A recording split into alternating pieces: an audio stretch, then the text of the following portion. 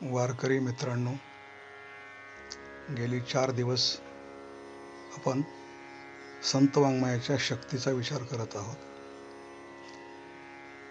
महाराष्ट्रामध्ये ज्ञानोबाराय, तुकोबाराय, एकनाथ महाराज, नामदेवराय, निळोबाराय यांनी अक्षराद्वारे, ओवीद्वारे जी प्रचंड अशा प्रकारची संत वाङ्मयाची शक्ती उभी केलेली आहे, त्या शक्तीचा विचार करता करता आपण इथपर्यंत आलो होतो. आक्रमकांनी आक्रमणं केली आणि संतांनी प्रतिकार शक्ती उभी केली.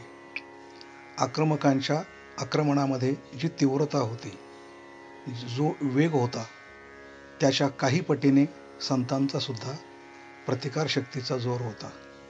संतांनी उभी केलेली प्रतिकार शक्ती, त्यांची भाषा अतिशय अभ्यास करण्यासारखी आहे.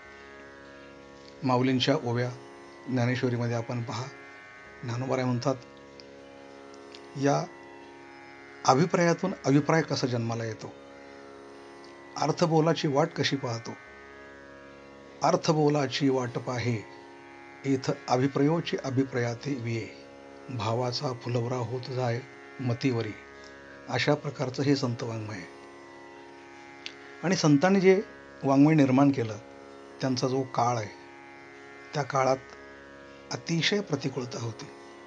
कोणी जवळ येत नव्हतं, कोणी विचारत नव्हतं, कोणी साहित्य आणून देत नव्हतं, पण संत गात राहिले. कालच्या एका मोठ्या विषयाचा उर्वरित छोटासा शिल्लक राहिलेला भाग तो आपल्यासमोर सादर करतो. सावरकरांसारख्यांना अंधमानामध्ये जे काव्याचं स्फुरण होत होतं, साहित्य कोणी दिलं? बेशुद्ध पडलेले आहेत, काळ कोठडीमध्ये आहेत, पुन्हा शुद्धीवर आले, पुन्हा उठले आणि काव्याचं स्फुरण झालं, झाली प्रसन्नता. आणि मग भिंतीवर रेघोट्या ओढायच्या, एक ओळायची, पाठ करायची, पुसायची. दुसरी अशा 6,500 ओळी लिहिल्या, वाचल्या, पाठ केल्या, परत पुसल्या आणि त्या 13 वर्षांनी रत्नागिरीच्या स्थानबद्धतेमध्ये पुस्तकरूपाने अजरामर करून ठेवल्या. मित्रांनो, मी वारकरी या नात्याने आपल्यासमोर असं सांगू इच्छितो, आपण सर्व कीर्तनकार, प्रवचनकार, जिज्ञासू, मुमुक्षू आहात. गाथा अवश्य वाचा, भरपूर वाचा, पाठ करा, ज्ञानेश्वरी वाचा, अभ्यास करा. पण त्यातून जर वेळ मिळाला तर सावरकरांचं वाङ्मय, माझी जन्मठेप अवश्य वाचा, स्वातंत्र्य समर अवश्य वाचा, किंवा इतिहासाची सोनेरी 6 पानं अवश्य वाचल्याशिवाय राहू नका. तात्पर्य की संत वाङ्मय कसं निर्माण होतं. तुकोबारायांना भंडाऱ्या डोंगरावर कोणी साहित्य आणून दिलं? कोण पुढे येऊन बसलं होतं? कोणी म्हटलं का की महाराज, तहान लागली का, भूक लागली का, काही मदत करू का, कागद हवे आहे का, बोरं हवं आहे का, शाई हवी आहे का? काही नाही, कोणी विचारलं नाही. संत वाङ्मय निर्माण होत असताना असं पाहायला मिळतं. मी तुम्हाला 5 वाक्य असे सांगतो, अगदी श्लोकासारखी आहेत, पण ती पाठ करण्यासारखी, अंगीकृत करण्यासारखी आहे. दुसरं कोणी विचारत नाही, स्वतःला चूप बसवत नाही, योग्य अधिकारी भेटत नाही, भलत्याला सांगून काही फायदा नाही, वाया गेलेलं पाहवत नाही, आणि म्हणून स्वतःशी संवाद केल्याशिवाय पर्याय नाही. या 5 वाक्यात आपल्याला काय दिसतं? दुसरं कोणी विचारत नाही, कोणी विचारत नाही.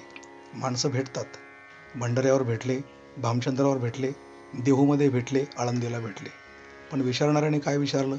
परमार्थ नाही विचारला. आजही कीर्तनकारांना माणसं भेटतात, रस्त्यात भेटतात, प्रवासात भेटतात, पण विचारतात काय? कुठले महाराज, कोणतं गाव तुमचं, काय करता तुम्ही, केव्हापासून कीर्तन प्रवचन करतात, संसारिक आहात का, मुलंबाळं आहात आहे का, गाडीने फिरता, प्रवास करता, परवडतं का तुम्हाला, किती लोक देतात, हेच फक्त विचारतात. पण कोणी विचारणार नाही की महाराज, कसे तुम्ही कीर्तनकार झाले, किती अभंग पाठ केले, किती दिवस वारकरी शिक्षण संस्थेमध्ये राहिले, तुम्हाला स्वप्नामध्ये देव भेटतो का, होती का तुम्हाला अवस्था तयार, असं कोणी विचारत नाही. सगळे विचारतात तर व्यवस्था विचारतात, अवस्था कोणी विचारत नाही. आणि संत जे आहेत, व्यवस्थेपेक्षा अवस्थेला जास्त प्राधान्य देतात, आणि म्हणून कोणी विचारत नाही, दुसरं कोणी विचारत नाही. बरं, स्वतःला चूप बसवत नाही. कसं चूप बसवल? चंदन जो आहे, त्याच्यावर जो सुगंध आहे, तो काही विचारण्याची वाट पाहतो का? न लगे चंदना पुसावा परिमळ, वनस्पती मेळ मेळवणी, अंतरीचे धावे स्वभावे बाहेरी, धरिताही परी अवरेना. चंदनाला कोणी विचारत नाही, पण तो मात्र सुगंध दिल्याशिवाय राहत नाही. बरं, योग्य अधिकारी भेटत नाही. भलत्याला सांगून काही फायदा नाही. भलत्याला सांगून काय फायदा? भलत्याला सांगून फायदा नाही.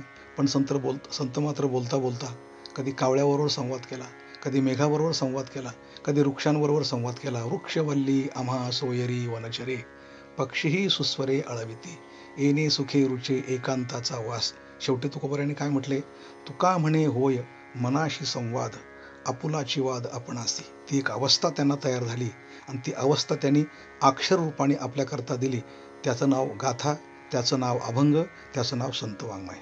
मित्रांनो, अवस्था भोग्याला पण होते, अवस्था योग्याला पण होते, अवस्था मुक्ताला पण होते, अवस्था भक्ताला पण होते. पण अवस्था संतांना जी होते ती लोकांच्या उपयोगी पडते. पुन्हा एकदा सांगतो, अवस्था भोग्याला पण होते, भोगी असतो, त्याची पण एक अवस्थाच असते भोग भोगत असताना. पण त्याची अवस्था कशी असते? हो, भोगी माणसाला झालेली अवस्था रोगाकडे नेते, रोगाकडे. भोगे रोग भयम कुले च्युती भयम वित्तेश्वराज्ञे भयम. श्लोक सर्व पाहून घ्या. पण भोग्याला अवस्था होते, पण ती त्याला रोगाकडे घेऊन जाते. ती पण त्याला चूप बसू देत नाही. कबीर महाराज म्हणतात, इश्क खुन्नस और खासी और पिवे जो मदपान, जो छुपाया न छुपे प्रगट होय निधान. काय म्हणतात कबीर महाराज? भोग्याला जर अवस्था झाली तर ती पण त्याला चूप बसू देत नाही. इश्क म्हणजे प्रेम. ज्याचं प्रेम ज्याच्या ठिकाणी निर्माण होतं ते लपून राहत नाही, कुठंतरी प्रगट झाल्याशिवाय राहत नाही. खुन्नस म्हणजे राग, क्रोध केव्हा तरी उफाळून आल्याशिवाय राहत नाही. खासी म्हणजे खोकला, तो सुद्धा प्रगट झाल्याशिवाय राहत नाही. तसं और पिवे जो मदपान, मदपान म्हणजे मद्य. और पिवे जो मदपान, जो छुपाया न छुपे प्रगट होय निदान, प्रगट होय निदान, प्रगट झाल्याशिवाय राहत नाही. मग भोगी जर चूप बसत नाही अवस्था झाल्यानंतर, तर संत कसे काय चूप बसतील? नाही, संतांनी ते प्रगट केलं. मोले मदिरा खाय, तो ते चेनी छंदे नाचे गाय, मा ब्रह्मानंदू सेविला होय, तो केविरा हे उगला. तो कसा उगला राहील? कधीच राहणार नाही. अवस्था भोग्याला होते, पण ती रोग्याकडे नेते. अवस्था योग्याला होते, पण तो समाधीकडे वळतो. अवस्था मुक्ताला होते, पण तो स्वरूपामध्ये रममाण होतो. मुक्ताला अवस्था आहे, पण तो स्वरूपात रममाण झालेला आहे. तो कुणाला सांगत बसत नाही, तो लिहित बसत नाही, तो उपदेश करत नाही, कीर्तन नाही, प्रवचन नाही, काही नाही, अंतर्मुख राहतो. अवस्था योग्याला होते, तो समाधीकडे वळतो. अवस्था मुक्ताला होते, आपापल्या स्वरूपामध्ये रममाण होतो. अवस्था भक्ताला होते, भजन करतो, आपलं आपलं भजन भले आणि आपण भले. पण त्याच्या पलीकडे जे संतत्व आहे, आपल्याला झालेलं दुसऱ्याला देण्याकरता जी तळमळ असते, ती अवस्था संतांना चूप बसू देत नाही. आपल्याला जे झालं सेवितो हा रस वाटितो अनिका, घ्यारी होऊ नका रानभरी. जेव्हा संतांना अवस्था तयार होते ती अवस्था, ध्यानात ठेवा, अनुभव आहे पण अनुवाद नाही. त्याचा काय उपयोग? योग्याला अनुभव आहे पण अनुवाद नाही. संतांजवळ अनुभवही आहे आणि अनुवाद पण आहे. ज्यावेळेला अनुभव आणि अनुवाद या दोन्ही गोष्टींचं ऐक्य निर्माण होतं त्यावेळेला संत वाङ्मय निर्माण होतं. आणि अशी संत वाङ्मयाची प्रचंड प्रतिकार शक्ती आपल्या संत वाङ्मयात आहे. गाथ्याकडे पाहत असताना आपण या नजरेने पहा. रात्रंदिवस आम्हा युद्धाचा प्रसंग, अंतर्बाह्य जग आणि मन, जीवाही अगोज पडती आघात, एवोनिया नित्य नित्य वारू. अवस्था आणि अनुवाद, त्यातून संत वाङ्मय निर्माण झालं. आणि अशा प्रकारचं संत वाङ्मय निर्माण झालं. आणि ते संत वाङ्मय केवळ तुकोबारायचंच नाही, हो, अगदी 700 वर्षे मागे जा, ज्ञानोबारायचं संत वाङ्मय, नामदेवरायांचं संत वाङ्मय, या संत वाङ्मयाने समाजामध्ये प्रचंड अशा प्रकारची प्रतिकार शक्ती उभी केली. प्रत्येक समाजामध्ये, प्रत्येक भाषेमध्ये, हो, प्रत्येक प्रांतामध्ये संत निर्माण झाले. कबीर महाराज असतील, हो, संपूर्ण भारताच्या कानाकोपऱ्यामध्ये संत वाङ्मय निर्माण झाले. आणि त्यांनी जी संत वाङ्मयाची शक्ती उभी केली याला आपण संत शक्ती असं म्हणूया. आणि म्हणून प्रत्येक आक्रमण करत असताना त्याच्यासमोर जी प्रतिकार शक्ती उभी राहिली एखाद्या शूराने, काल मी उदाहरण सांगितलं आपल्याला की 1001 साली ज्या वेळेला गजनीचं आक्रमण झालं त्याही वेळेला आपल्या भारतामध्ये संत शक्ती कुठंतरी उभी होतीच. 1192 साली मोहम्मद गौरीचं आक्रमण झालं, पृथ्वीराज चव्हाण, हो, अवघ्या 28 वर्ष जगलेले पृथ्वीराज चव्हाण, पण त्यांच्याही पाठीमागे संत शक्ती उभी होतीच. 1296ला देवगिरीवर अल्लाउद्दीनने आक्रमण केलं. 1303 साली राजा रतन सिंगला आव्हान करून पद्मिणीला त्याला न्यायचा प्रयत्न केला, पण त्याही ठिकाणी संत शक्ती उभी होतीच. राणी पद्मिनी ही भारताच्या संस्कृतीची होती. संत शक्ती असल्याशिवाय पातिव्रत्याचं महत्त्व कळणार नाही आणि तिने पातिव्रत्य जपण्याकरता 300 स्त्रियांसहित जोहार केला, अग्नीत उड्या टाकल्या, पण तिने स्वतःचं शील वाचवलं आणि एक इतिहास घडवला. संत शक्ती म्हणतात. आता 1528 साली बाबरने आक्रमण केलं राम मंदिर. राम मंदिराचा इतिहास हा अतिशय आणि तीव्र इतिहास आहे. आठवण ठेवण्यासारखा इतिहास आहे की 76 लढे दिले, 4.25 लाख हिंदूंनी आत्मसमर्पण केलं, बलिदान केले, शरयू नदी रक्ताने वाहिली आणि शेवटी या बलिदानाला आणि कुठंतरी न्याय मिळायचाच होता. आज राम मंदिराचं काम चालू आहे. वारंवार 500 वर्ष सतत राम मंदिराचा लढा जो जागा केला, विश्व हिंदू परिषद निर्माण झाली, RSS निर्माण झाली, बजरंग दल निर्माण झालं. या सर्व संघटना ज्या उभ्या राहिल्या हिंदुत्व टिकवण्याकरता, धर्म टिकवण्याकरता, या सर्व संघटनेच्या पाठीमागे संत शक्ती उभी आहे हे कोणीही विसरता कामा नये. कारण इथं बलिदानं झाली, इथं जोहार झाले, इथं शूरवीरांचे डोळे फोडले, इथं स्त्रियासुद्धा लढल्या, इथं लेकरूवाळ्या बाया पोराला पाडगोळी बांधून हातात तलवार घेऊन घोड्यावर बसून लढल्या. झाशीची राणी आपल्याला माहिती आहे. इथं नागे साधू आश्रमावर आक्रमण झाल्यानंतर मथुरेचे नागे साधू हातात तलवारी घेऊन लढले. त्यावेळेला या संत शक्तीने प्रचंड अशा प्रकारची प्रतिकारशक्ती उभी करून आणि हे वाङ्मय निर्माण केलं आणि या वाङ्मयातून आज आपण पाहतोय ही शक्ती उभी आहे. म्हणून प्रत्येक वेळेला आपण पाहतो की एकच इतिहास पाहतो, अपूर्ण इतिहास पाहतो, संपूर्ण इतिहास आपण पाहत नाही आणि संपूर्ण इतिहास पाहत नाही. त्याचा परिणाम आपल्याला फक्त आक्रमकांचेच पाडे दिसतात, पण ज्यावेळेला प्रतिकार शक्ती उभी राहते तिचे पाडे दिसत नाही. ध्यानात ठेवा, नंद राजाच्या निष्क्रियपणामुळे भारतावर सिकंदराचं आक्रमण झालं हा जसा इतिहास आहे, तसं चाणक्याच्या चाणक्य बुद्धीमधून चंद्रगुप्ताचा उदय झाला आणि चंद्रगुप्ताच्या दराऱ्यामुळे भारतावर पुन्हा 125 वर्ष 125 वर्ष कुणाची आक्रमण करायची हिंमत झाली नाही. हा एक पण इतिहास आहे. तुम्हाला सिकंदराचा इतिहास माहिती आहे, फार लहान मोठ्यांना. सिकंदर कोण? जगज्जेता. सिकंदर कोण? भारतावर आक्रमण करणारा. पण सिकंदराच्या आक्रमणाने जर भारत संपला असता, धर्म संपला असता, तर आज जे फळं दिसतात, आज जे कीर्तनकार, प्रवचनकार, तीर्थक्षेत्र, प्रचंड अशा प्रकारचे प्रवक्ते, भागवताचार्य, रामायणाचार्य उभे कोणामुळे उभे होते? केवळ सिकंदराचं आक्रमण वाचू नका. वाचायचं असेल तर चंद्रगुप्त मौर्यांचा इतिहास वाचा. त्याच्या पाठीमागे चाणक्याची आर्य चाणक्याची जी शक्ती आहे, संत शक्ती. आर्य चाणक्य संत आहे असं मी म्हणत नाही, पण आर्य चाणक्याच्या पाठीमागे कुठंतरी संत शक्ती होती, त्यातून चाणक्य तयार झाले. ज्यावेळेला चंद्रगुप्त मौर्य नंदरायाच्या नंतर राजे झाले, त्यावेळेला चाणक्याने चंद्रगुप्ताला घडवण्याकरता आपलं सर्वस्व पणाला लावलं आणि म्हणून आपल्याला हा भारत आज उभा दिसतोय. आणि म्हणून प्रत्येक इतिहासाच्या पाठीमागे संतांची शक्ती उभी आहे आणि या संत शक्तीने एक आपला देश घडवला, वारंवार घडवला, उभा केला आणि या सर्व संत महात्म्यांनी आपल्याकरता जे निर्माण करून ठेवलं हे संत वाङ्मय आपण कधी विसरता कामा नये. तर हे संत वाङ्मय आपण पाहत असता आपण कसं निर्माण झालं, त्यांच्या ठिकाणची प्रतिकार शक्ती कशी उभी राहिली, त्यांच्या ठिकाणी आतून कोणी प्रेरणा दिली, हा जर अभ्यास आपण केला नाही, कीर्तनं, प्रवचनं, दिंडी, भजन या सगळ्या गोष्टी तर आपण केल्याच पाहिजे. पण तुकाराम महाराज असं म्हणतात, संताना ही मान देव माने मुसलमान. हा आपण विचार कधी करतच नाही. गीता लोपली गायत्री भरले चमत्कार मंत्री, हा आपण विचार कधी करतच नाही. हा पण विचार आपण केला पाहिजे. कारण देश राहिला, धर्म राहिला तर आपला वारकरी संप्रदाय राहील.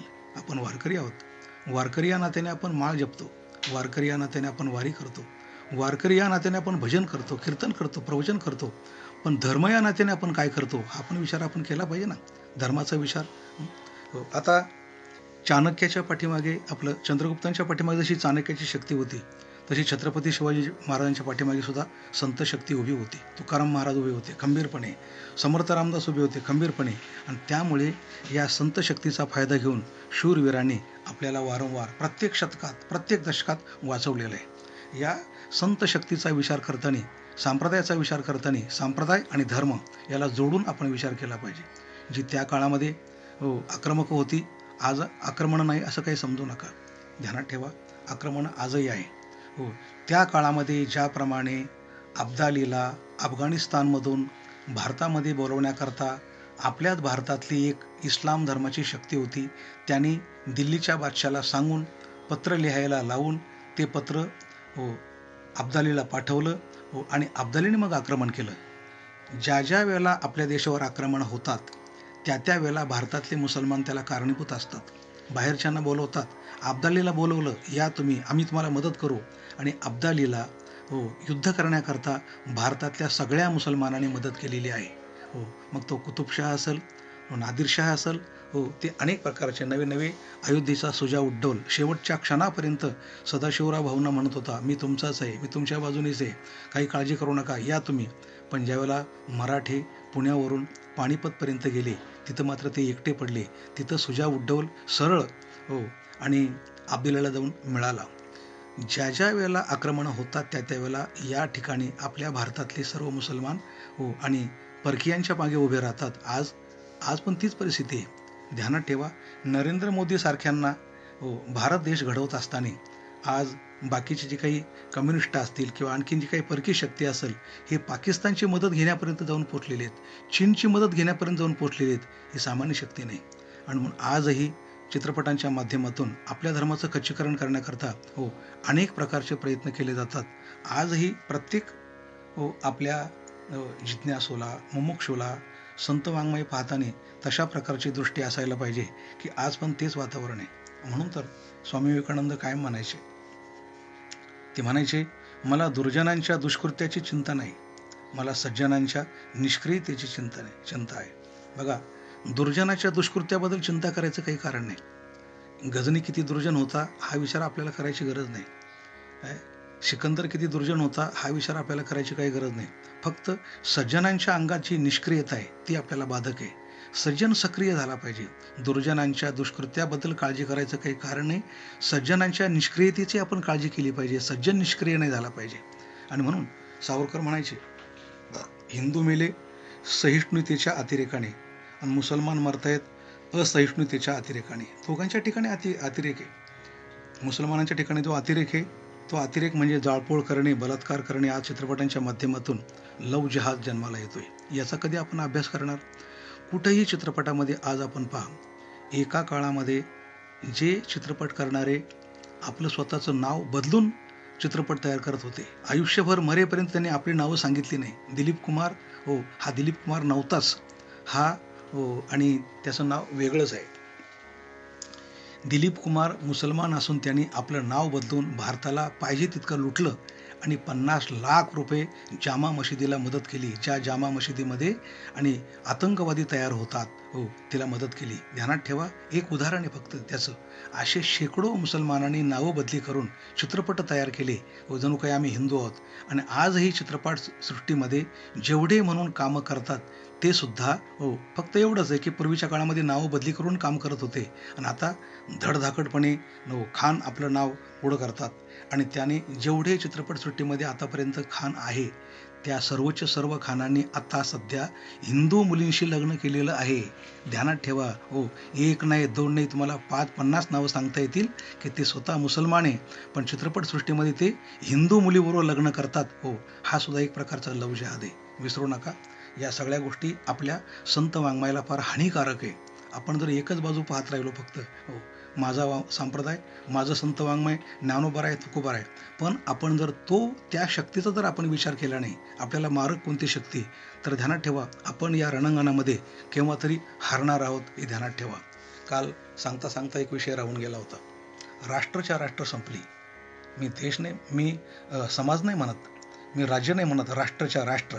एका काळामध्ये ज्याला पारस असं नाव होतं, आज ते इराण झालं.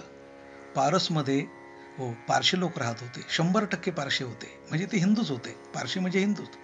पण पारशी लोकही आपल्यासारखे भ्रमत होते, आम्ही बहुसंख्य आहोत, आम्ही 100% आहोत, आमचं राज्य आहे. पण त्या भ्रमामध्ये राहत असताना हळूहळू त्या पारसमध्ये मुसलमानांनी प्रवेश केला. 10% झाले, तरी पारशी आणि 90% होते. पण यांची वाढ मात्र प्रचंड होती मुसलमानांची. मग हे 20% झाले, पारशी 80% राहिले. मग हे 30% झाले, पारशी 70% राहिले. मुसलमान 40% झाले. असं करता करता ज्यावेळेला 50% मुसलमान झाले त्यावेळेला त्यांनी राष्ट्रपतीवर दबाव आणला की आता हे इस्लाम राष्ट्र घोषित करावं लागलं. आत्ता सध्या हो पारसमध्ये एकही पारशी शिल्लक राहिलेला नाही. काही मारले, काही पळून लावले. हो शिल्लक राहिलेले भारतामध्ये पळून आले, तेवढेच फक्त जगले, बाकी सगळे संपले. आता ते झालं इराण. एका काळामध्ये होतं पारस, आता ते झालं इराण. हे झालं उदाहरण. आता फक्त असं म्हणता येईल एक था पारस, संपलं, आता काही राहिलं नाही ते. तसं आपल्या देशावर आजही आपण 80% आहोत. आजही हिंदू 80% आहोत. हो पण वाढता वाढता म्हणून नरेंद्र मोदींनी जे 2 कायदे आणले, NRC हा कायदा आणि CAA हा कायदा, याच्यामुळे भारतामध्ये हिंदुत्व टिकून राहणार आहे. याच्यामुळे आपण आहे तेवढे राहणारे, वाढणारे.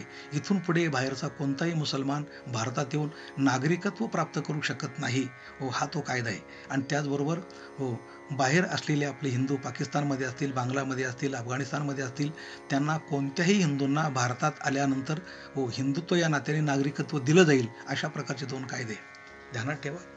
काश्मीरचा इतिहास कधी विसरू नका. 1990 साली जर कोणी काश्मीरी पंडितांना म्हटलं असतं की तुम्हाला आज ना उद्या एक दिवस काश्मीर सोडावं लागणार आहे, त्यांना कधी पटलं नसतं. पण 1990 साली ज्या वेळेला रात्रीच्या वेळेला हो मशिदीमधून भोंग्यांमधून आवाज आला, काश्मीरी पंडितांनो भारत सोडा हो आणि नाहीतर मरायला तयार व्हा. शेवटी सगळीच्या सगळी काश्मीरी पंडित अनवाणी आपली संपत्ती सोडून हो आपल्या स्त्रियासुद्धा सोडून काही काश्मीरी पंडितांना हो आणि पळून यावं लागलं. आज ते भारतात कुठंतरी कानाकोपऱ्यामध्ये स्थिर झाले. हो तो इतिहास अजून आहे. आज हो ते जगतायत. हो पण काश्मीरमध्ये जे काही शिल्लक राहिलेले काश्मीरी पंडित नरक यातना जगतायत. म्हणून 370 जो कायदा अंमलात आणला, हा 370 कायदा मोदीने आणला. खऱ्या अर्थाने मोदी या 3 कायद्यानुसार अजरामर झाले. हो मला जास्त विषयांतर करायचं नाही, पण आपण भारत देशाकडे पाहत असताना भारतावर आक्रमण करणाऱ्यांची आक्रमक शक्ती पाहत असताना आपण आपल्या वाङ्मयात जे काही आहे त्याला पण कधी विसरू नका. आणि आज याच प्रतिकार शक्तीचा इतका विचार मी आपल्यासमोर सांगितला, कारण मला जास्त बोलता येत नाही. शेवटी बोलण्याला काही मर्यादा असते.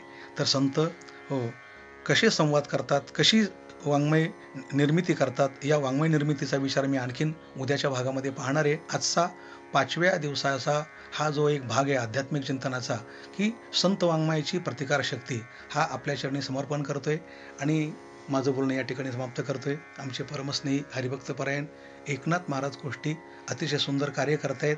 या सर्व यूट्यूबवरच्या पोस्ट हे सर्व चॅनल त्यांचं फार मोठं बनवा आणि प्रचार प्रसार करा, असं मी सर्व वारकरी बंधूंना विनंती करतो आणि आजच्या बोलण्याला मी पूर्णविराम देतो. जय हरी. गोष्टी महाराज हे यूट्यूब चॅनल आजच सबस्क्राईब करा. बेल आयकॉनवर क्लिक करा. शुद्ध सांप्रदायिक चाली, कीर्तनं, प्रवचनं, कथा, पारायणं असे वारकरी संप्रदायाशी संबंधित व्हिडिओ पहा. आपणही पहा आणि इतरांनाही आग्रहपूर्वक सांगा.